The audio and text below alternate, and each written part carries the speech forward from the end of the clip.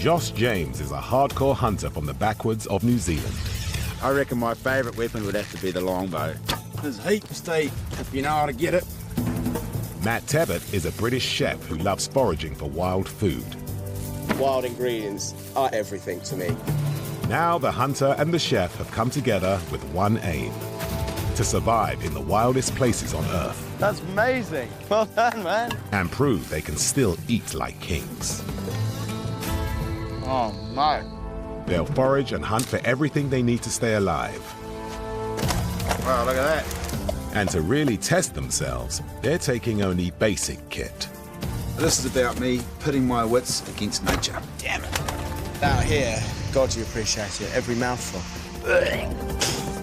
What was the name of your restaurant? We made it!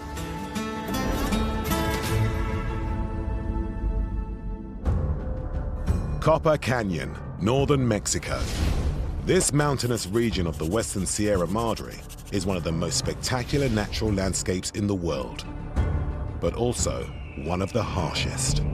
This is not going to be a camping trip. We've got no food, we've got no water, we've got no shelter. I don't know what's out there. I don't really know what to expect, but I'm pretty confident we'll be able to put food on the table. Chef Matt and hunter Josh have hitched a ride deep into this remote wilderness.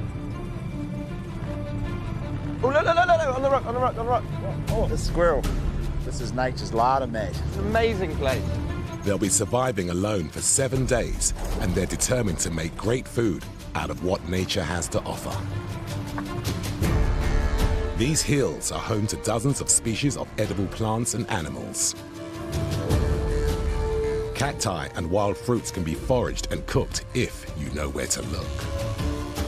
Deer, raccoons, and birds roam the hillside. And the river below should be a great place to fish. Thanks, Leah. Right, come on, man.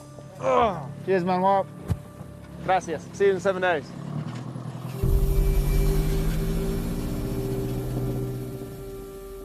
So 7 days, me and you. That's us, bro. And that. Yep. It's quite daunting, eh?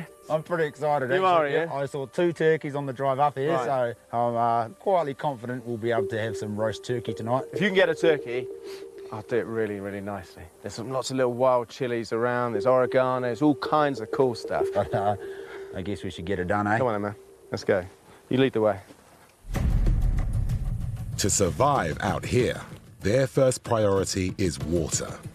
With no map or compass, they're relying on Josh's bushcraft skills. The main river is probably about 1 kilometre away to the bottom of the hill. So you're looking for it to follow the line of the Yeah, ridge at the bottom? kind of follow the natural ridge lines down. Animals usually use ridge lines for a trail because they'll be going down to where the water is.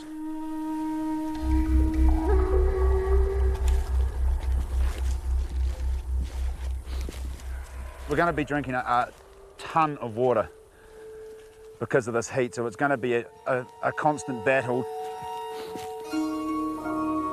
It's already 26 degrees Celsius. Hiking in this heat, they're using 1 litre of water an hour. He's warming up a bit, so we need to keep an eye. You're not too hot.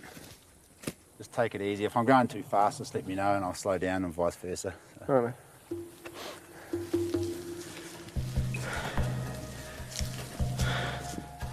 Where's your trail? Well, it's heading down the hill in this general direction. There's another one meeting it here, so eventually we'll get up right up to that high point there, then we can look out over the lay of the land. Mid-afternoon. Josh still hasn't found water. How you doing, bro? You okay? It's pretty hard going, this bloody terrain. We are burning a lot of calories. I got quite a few to burn, to be fair. Spending a lot of energy. We haven't had anything to drink. I, for one, am severely dehydrated. Whoa, look at that. Jesus, Mother of Mary. There's water. It's a lot further down than I was expecting. Matt and Josh are more than 1,000 meters above the valley floor.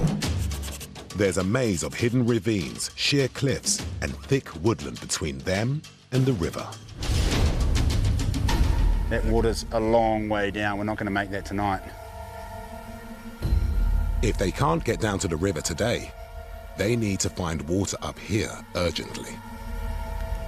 Hey, Josh! What do you got, bro? Water. Oh, yeah. She's pretty scummy water, isn't it? Boil it for 3 minutes, it'll probably be all right. What time do you reckon it is? You know how to tell the time by the sun? No. If you count from the horizon line to where the sun is, that's every 4 fingers is an hour. So that's 1, 2, 3, 4 hours until sunset. The sun's going, crikey. Going down there, no? Sun's going down this way, so it's probably 4 or 5 hours till sunset. So we found the water, scummy water though it may be. So we really need to head down there, yeah? I think we won't get over there. That'll bluffs out here, see?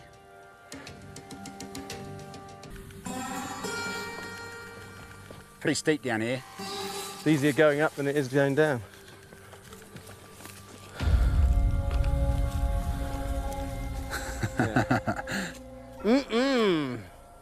Stagnant water. There's a whole world of little bugs in here.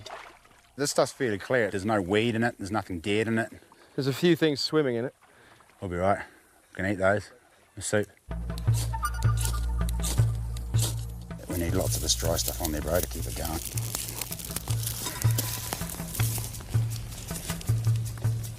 Oh, beautiful little moment. Eh? Not kind of what I had in mind to be drinking. I guess that's what you got to expect on trips like this. Right, so that first priority sorted. We got enough water to see us through now and tonight, yeah? Yep. In the Sierra Madre, at 2,500 meters, temperatures at night can drop to below freezing. We've got an hour of light left, so 1 hour of sunlight. So why don't we find somewhere flat to camp? Right there looks pretty good, actually. Oh. It's going to act as a wind block and it will probably reflect a wee bit of heat. We'll just build a stonking great fire. It's a long way down. I'm still pretty hungry. It's not going to get cold till another 40 minutes, but I'm going to go for a little bit of a walk around and see if I can nail something. Quite hard to walk quietly over this landscape. Not to wake the snakes. You wake it up and I'll kill it. The deer print right there. You see it's where its dew claws made a hole? Oh, yeah. So there's deer here. Is that deer? Yeah. Not a very big deer. I don't care. It's a deer. Just seen a squirrel, bro, on that rock pile and ran over the top. Presumably you can't shoot him with a bow and arrow. No, I'll go slingshot in my back burner. Okay. I've never eaten a squirrel. I'm quite looking forward. Kind of nice, very dark meat. Bit like a rabbit. I can't see where they went, bro. I don't have much experience with squirrels. We don't have squirrels in New Zealand. Look at that amazing view. Whoa. Look for squirrels, bro. We can't eat the view. Look for the squirrels. I'm going to go down to this ridge, mate. Don't fall off the edge, eh, horse? Chef Matt is no hunter, but he's an expert forager and often serves wild food in restaurants. That's solid. Oh, wow. I think you can eat the heart of this agave. I mean, it's quite young. I'm just going to look and see if it's worth using. The agave plant is full of carbohydrates. A bigger one could provide a decent meal. Josh! Wow. It's going to take bloody ages. Look how big it is. You having a crack at that? But I'll just hack into it with my Bowie knife. Have fun, yeah?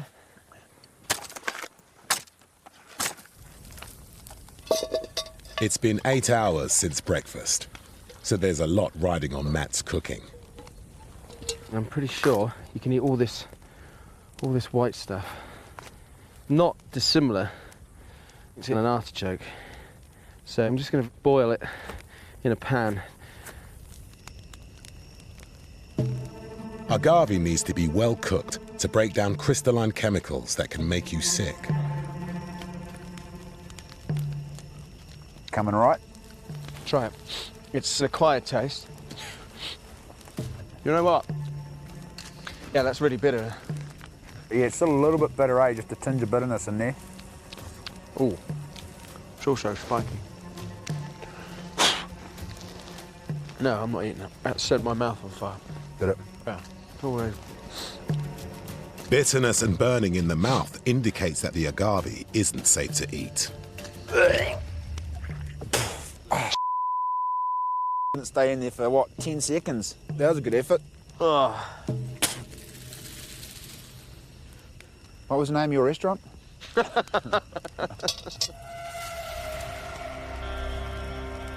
At the end of day one, with no food or shelter, Josh and Matt are a long way from living like kings. Well, it's about 3 o'clock in the morning, and guesstimating because Orion's belt's moved from over there in the sky to over there. It's bitterly cold. We do have a fire going, but we haven't got a wink of sleep. My face is freezing.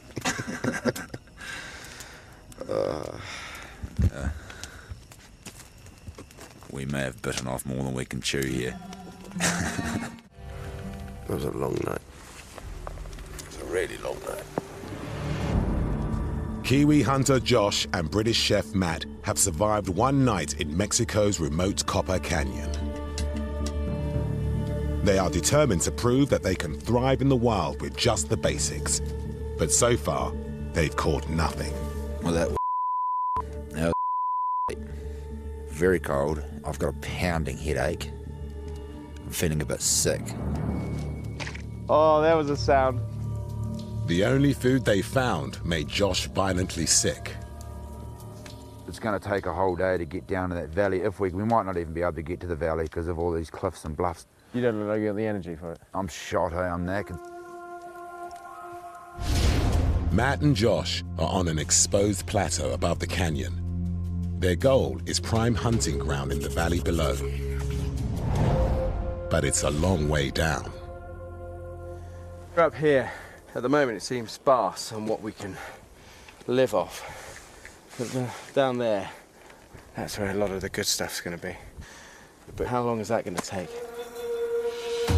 With Josh ill, they're going nowhere. But Matt has a plan. We don't have the luxury of tea, so what I've got is these pine needles, very high in vitamin C. Nicer than hot water, right? Whether or not that's going to be nice to drink, I don't know. Let's see what it tastes like. Try your tea, mate. Pine needle tea. It's actually all right. So what do you want to do today? I don't know what I want to do. I want to catch something or shoot something. I don't know if that's going to happen. We saw 2 squirrels and 2 birds all day yesterday. That was all we saw. The boys won't make it to the river on an empty stomach. Feeling a lot better. I'm still pretty hungry. No meat yet, but I'm going to go see if anything pokes its head out.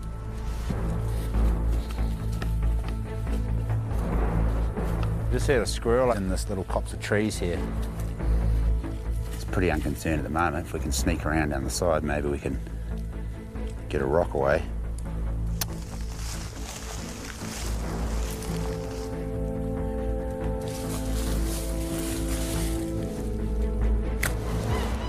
Damn it! So close, but so far away. The squirrels are attracted to this oak forest by the plentiful supply of acorns. It's not something I'd usually relish, but I have served them, actually, in a restaurant. And they're very nice toasted. They're really, really high in calories and energy, so they're a good one to not dismiss.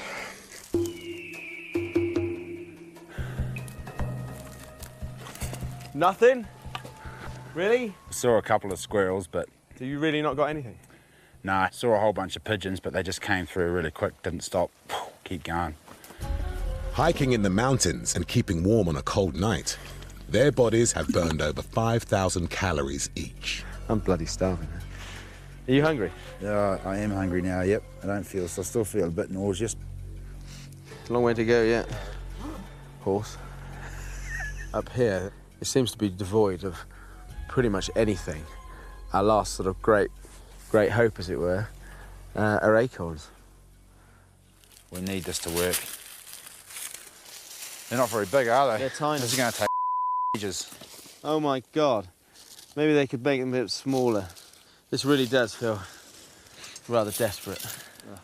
It's kind of our last resort for a good energy food before the big push tomorrow. I really hope this works, bro. I'm feeling like I've got a pounding headache. I'm bloody hungry. I'm over it. Raw acorns are virtually inedible. Roasting should break down the bitter tannic acids. I'm hoping that when we cook them on a bit, they'll lose their bitterness somewhat. Got quite an aftertaste, haven't they? To make the most of wild food, Matt brought 3 staple ingredients in his belt. Just 3 pots: salt, sugar, and vinegar. Okay, so here I've got a bit of sugar, which I'm trying to caramelize evenly. So I just need to swirl that around. Got these roasted acorns, and I'm just going to put them in. We let it cool, and then a few stabs of a knife, and it'll be able to crack. And we can take it. We can chew it tonight, or we can take it with us tomorrow. There's the caramel. There's bags of energy in those nuts. I'm going to swirl that around. Okay. Watch your fingers. This stuff's like napalm. Bro, that looks bloody great.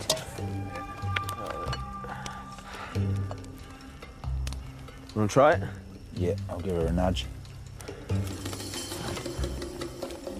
That's really good. Good, isn't it? The perfect amount of bitter and sweet and sour. Oh my God. First time you smiled in 2 days. Our goal tomorrow is to reach the valley floor, so it could be a really long day. So it's quite good that we've got those acorns with sugar. It's going to be the perfect energy snack. Actually, we should just keep us going all the way to the bottom. Isn't that how tramps sleep, in hay barns? Yep, you're onto it. I'm not sure about that. I might change my mind halfway through the night.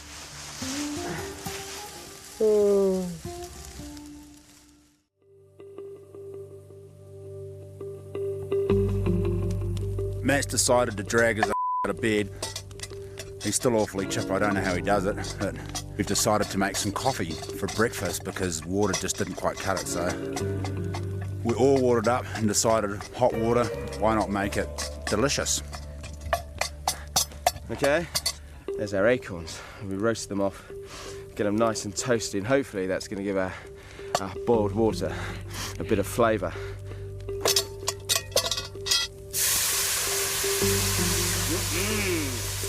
He's got sugar. We don't have milk. We just need to find some wild goats and milk the goats, and we'll have milk, but we'll just have to have black coffee. We're roughing it. Right, should we try it? Yeah. Looks good, eh? Ready? Do you know what? That's really good. That's really good. You might want sugar. It's actually pretty tasty. Oh my God, good. It's a pretty good way to start the day.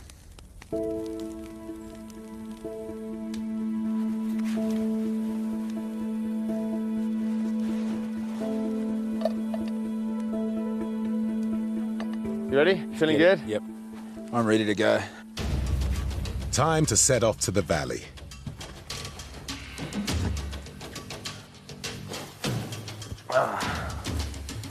Little animal prints around.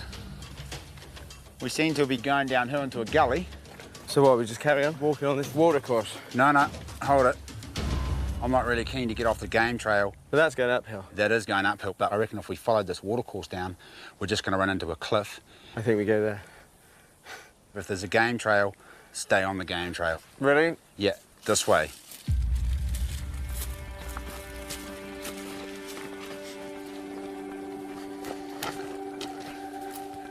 Well, the plants are starting to change quite a lot, eh? Yeah, it's a lot greener. We've come down a long way, haven't we? You can see just down through those trees there, that's the river. That's got to be better, isn't it? It's got to be better than here. Hungry. No. Mate, No. I've been real hungry from day one. You know when you can visualise food? I want meat. I want a steak. or pork belly. Oh, mate, my mouth is watering now. Mate, Holy is that the Garden of Eden you're looking for? hallelujah.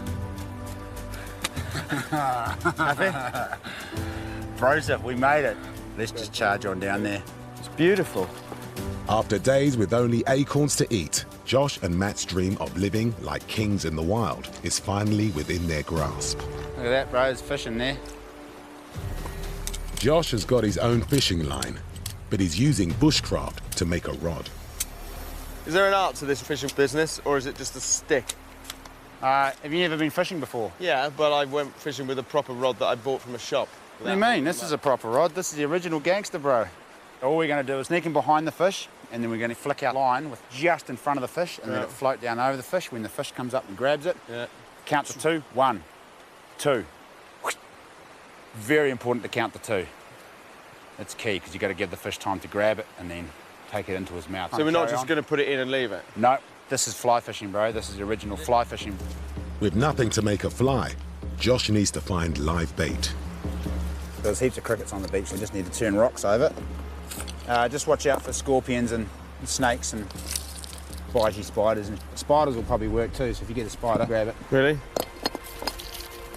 Oh, check it out, scorpion. How big? Big enough. Ooh. Gee.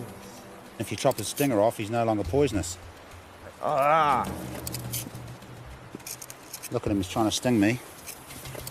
Pick him up with your gloves. No. He's got no stinger left on him. Yeah, but he's got little claws, mate. Yeah, but they don't sting, do they? There he is. Let's put him in, right? It does look lovely. If I was a fish, that rod would be. Will you take this? Oh, there's one right there, cruising Where? around, just behind that rock down there. A good fly rod allows line to be cast accurately just upstream of the fish. There's a couple cruising around here, or there was. Might have just spooked them. I just can't get the distance with this bloody rod. They're just too heavy and too flexible. No, fishing is extremely difficult with no reel. Yeah. Just with a stick and I'm a just line. looking at it thinking the same thing. And this is really heavy, too flexible, not I'm stiff also enough. sat here thinking, why would 2 idiots go into the wild to live off the land without a fishing rod? Fishing's hard at the best of times, but given what we're using, I'd say it was nigh on bloody impossible, actually. If they can't find food here, it's going to be a very long week. Kiwi hunter Josh and British chef Matt have survived 3 days in Mexico's remote Copper Canyon. Is that the Garden of Eden you're looking for? But they've barely eaten a thing, and Josh's homemade fly fishing rod is a failure. We've seen the fish, we know there's fish in there. We just can't get the fly up far enough to where the fish are, so we're going for plan B, which is a little sinker.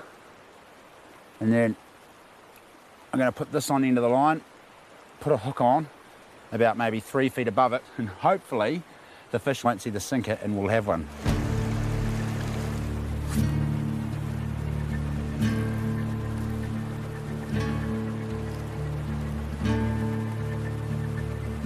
I made a decision to leave Josh to it. I'm going to go off and have a look and see if I can find just something else we can dress prawns up with.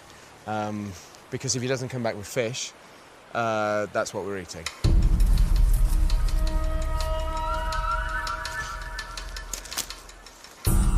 This is quite interesting. Ugh. So there might be stuff down here. If there's usually water, maybe there'll be more plants. Oh my word. Really? Is this the fabled chiltepins? They're beautiful. Chiltepin chili is a classic Mexican ingredient, packed with vitamin C. That's really good. It's really hot. I've been fishing all day and not catching diddly squat. I keep seeing the occasional fish. I see a fish over here and a fish over there, but it's really frustrating not bloody catching anything.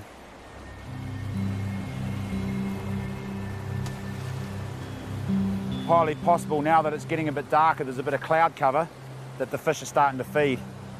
The bite time, they call it. I'm a firm believer in positive thinking. I mean, it doesn't always work, but it's always better to be positive than negative, isn't it? Oh, I got one. I got one. There you go. Positive energy. Fishing all day, manifest myself a fish. Now that I know with a little hanging out, I should be able to catch a few more, hopefully. 2 in the bag. Just one more. Oh, probably not the biggest fish in Mexico, but not the smallest either.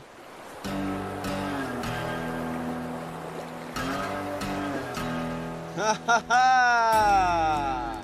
many did you get? 3? Yeah, I'm expecting guests. That's pretty good going. Dave, nice, man.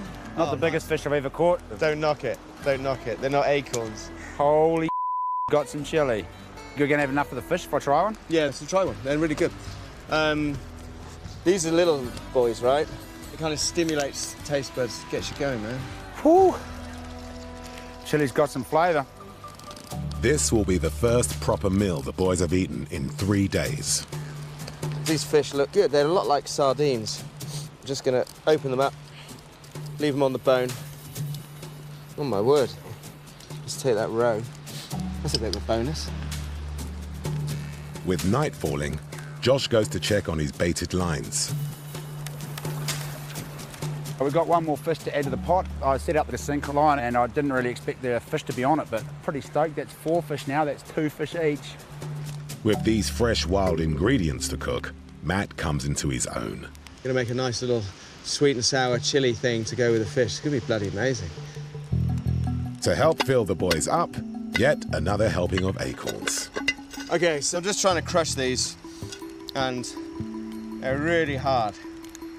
I'm going to soften them by boiling them. My fish eggs look like couscous now, and they smell delicious. Just really mildly fishy. Put those on there. For the sweet and sour sauce, Matt digs into his supplies. I'm just going to make a little syrup out of roughly equal quantities of vinegar and sugar. Where's our chilies?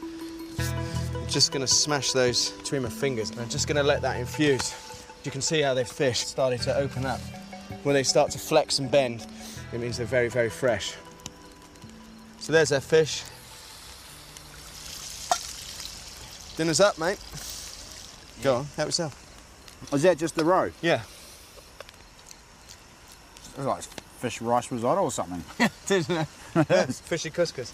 I reckon when we finally get back to civilization, it's not going to taste half as good as this. That's a really good fish. This is a turning point. If worst comes to worst, we can just lick the pot under our ponchos. Yeah. You often sort of just eat food and you don't appreciate it. But out here, God, you appreciate it. Every mouthful. It's been a much better day. Today I outsmarted 4 fish, and tomorrow, who knows? Proving them all wrong, eh? After a tough start, the boys are making themselves at home. We're really enjoying being here now. We've got the setting and we've got food. All right. Not how his morning was supposed to start off. I'm just going to eat the rest of it. What? Its tail, bro. Here, I'll have its tail. No, no. What about its head? What do you like in restaurants? Pretty much the same. Plentiful fish keep hunger at bay. But to really live like kings in the wild, there's one thing still missing. You can live on this, and it's tasty and it's good. But from my point of view, I'd like to get to grips with something bigger and you know, something meatier. Josh is an experienced trapper and never leaves home without a roll of snare wire. What you're looking for is a loop within a loop. That tightens around the animal. and catches it. Now the problem or the flaw with this one is, if that, no matter how tight this loop is, once it tightens, it can loosen off again. So there's a way to combat that situation, so to speak, and the way to do that is to make a double loop in this end loop. What we do is we twist it around, make a figure of 8, and then bend that back on itself, and then feed this end through. And what that is going to do is when that tightens, that other loop stops there and it won't undo. So that animal's now trapped. That loop is not going to loosen. There's prints all over the place here. There's a game trail here that comes through. There's prints up along here. Problem with that is they're not using the same trail to go up and down on. But there is a couple of fresh prints here, so we know they're in the area. We'll just set a bunch of traps and hope for the best, I guess. The small mammals Josh is after are nocturnal, so we won't know if the snares have worked until morning.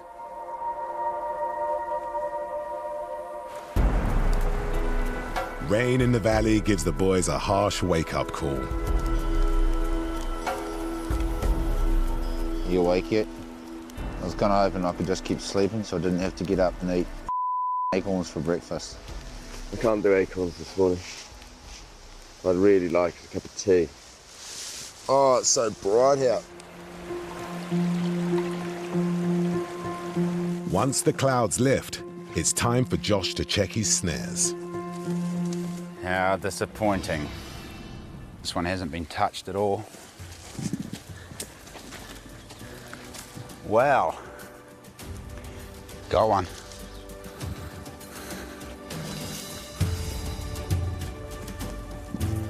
It appears we've caught something.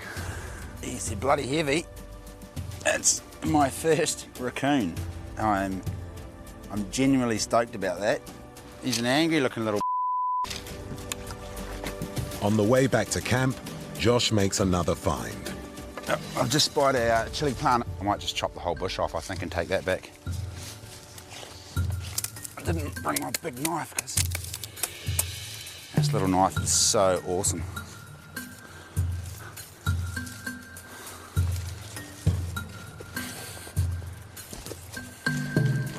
The great white hunter returns with a tree. Oh my Classic. jeez. I wouldn't want to mess them in a dark alley. Bushman Josh has never skinned a raccoon before, a real test for his knife skills. We're trying not to puncture the gut bag. Yeah, Or puncture the anal tract. There's a good layer of fat in there though. that's good. I'm hoping I'll be able to tube skin him just like a possum. The possum would be right off. All right, grab its tail, bro, and you're just going to lift it up.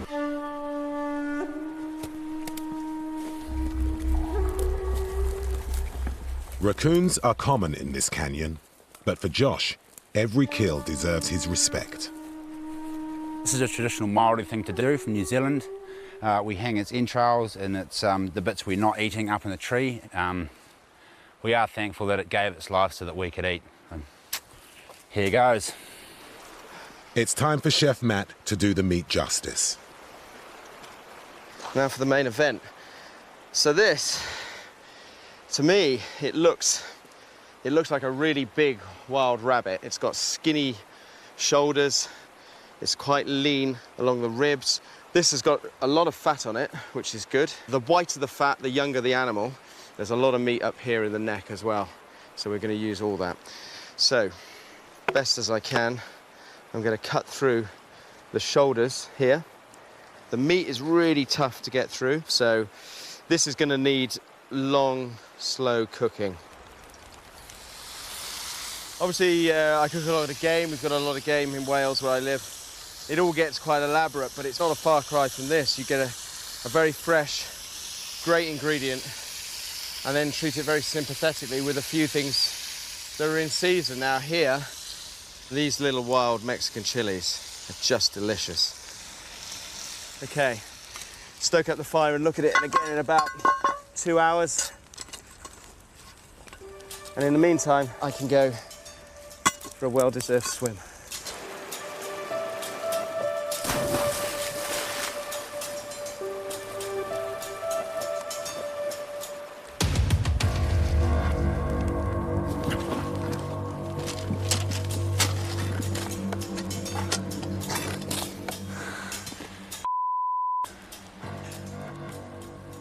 to find no one at camp and a smoking pot on the fire.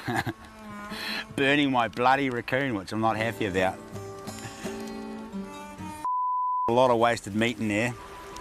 Matt's a top chef, but a campfire is much less predictable than a professional gas hob.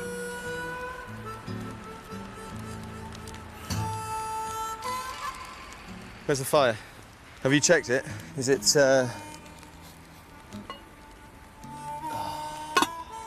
Oh, I'm thinking that wasn't part of the plan then. I reckon it's not as bad as it looks. It's just a little black on the outside. That one there is good. Bushman Josh James and chef Matt Tebbutt are in the Mexican wilderness with no supplies and only basic kit. With just 2 days left in Copper Canyon, the goal they've worked so hard for is on the rocks. Can't remember the last time I burnt anything as monumentally bad and as stupid as that. And it's falling. It's a simple, can you bleep the ring out? It's a simple operation that, like everything in this wilderness. Matt has 20 years experience in top restaurant kitchens, but he's just burnt the first meat they caught all week. With nothing else to eat, the boys aren't ready to give up on the raccoon. It's okay, isn't it? No? If I trim off the charcoal, we can salvage. And I get some water in there and keep a close eye on it and not go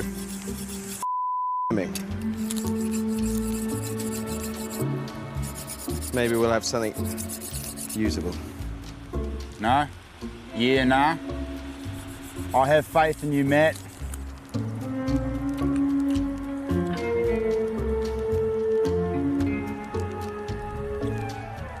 I don't know how he's going to make that good.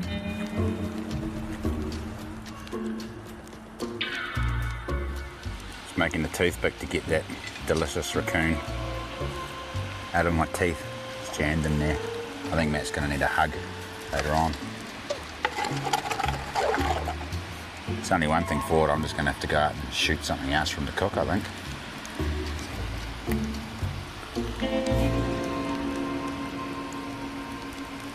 Haru, come back with something, yeah? I promise I'll look after it.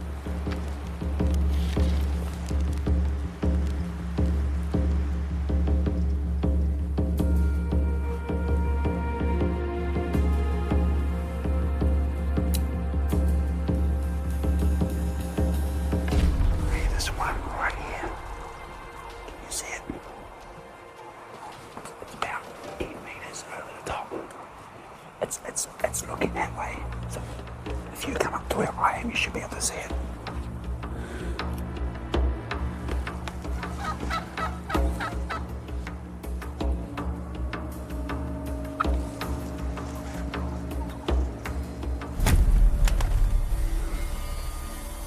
Yep.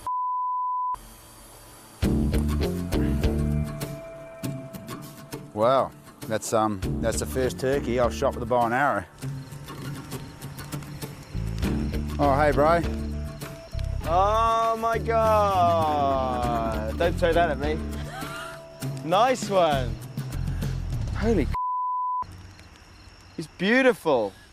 Nice one. Right, well done, man. Well done. That's amazing. I know, I was totally unexpected, eh? I tell you what, I really wanted to do this for a long, long time. Dig a proper barbacoa. Stick the bird in there, cover it up overnight. 8-10 hours later, in the morning, we'll eat it for breakfast. Like a hungy. Falling apart. Yeah, yeah. Sweet. Is that all right? Yeah, bro. Beautiful. A barbacoa is a traditional pit oven. A fire at the base of the pit is covered with rocks, which then slowly release heat. Meat is placed in a pot with water, and agave leaves are used as a lid to retain the moisture. The barbacoa is then buried to keep it airtight. Oh, we got to go 1 metre deep, and then once we're down 1 metre, put coals on there. We've got to put the turkey on top. Right. I don't want to spend hours plucking, so I'm going to pull it apart like a glove. When we get pheasants coming in the restaurant, this is what we do. That's where it was shot. But it's looking good. Okay. Tell you what, I'm pretty confident it's not going to burn in here. Should we go with that? Oh, well, let's just cover it up. Let's see what it's like in the morning. Let's go to bed, eh?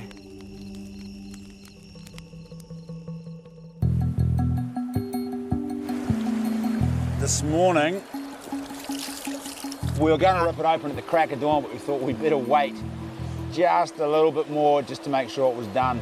We're pretty sure we won't overcook it, but we don't want to undercook. We want to pull that sucker out and have it in primo condition. I'm hoping there was enough heat down there to keep the thing going. It's either going to come out black or it's going to come out raw, or there's a slim chance it might be just spot on. Everything is riding on the barbacoa. This is their best chance yet to prove that they can live like kings in the wild. Right, Right. carefully, We have to start carefully. from The leaves went that way. this Let's- way. let's yeah, just- this corner's where the leaves are. Let's take a little bit off at a time. Oh, it's warm. It is warm. It's really warm. Yeah, That's a really good gonna be sign, huh? Perfect. That's all falling right down on it. You ready? Whoa, whoa, whoa, whoa. Go. Oh my God. I think we're there, man. Can I just rip a leg off and tuck into it? Hang on, hang on. Oh, look, it's cooked, it's cooked. That's fantastic. I'm really bloody pleased about that. That was a real touch and go moment there, but the fact is, the bird's cooked. I'm a little bit disappointed with our New Zealand friend. He's somewhat of a savage still. After a week in the wilderness, Josh and Matt can finally savor the meal they've been waiting for. Can I eat it now? The turkey's really good. Got a lot of flavour in it. I was worried it was going to be horribly undercooked or... You nailed it, bro. It's taken us a long time, mate. I was hoping we'd get here sooner. If we hadn't have got this turkey, we may have been walking home with our tails between our legs. So. Yeah. A far cry from caramelised acorns. It's been a big adventure. Enormous highs from such simple things as chilies and fish. Started off with dehydration and heat and poisoning. The raccoon, turkey. Oh, wow! We basically nailed that one.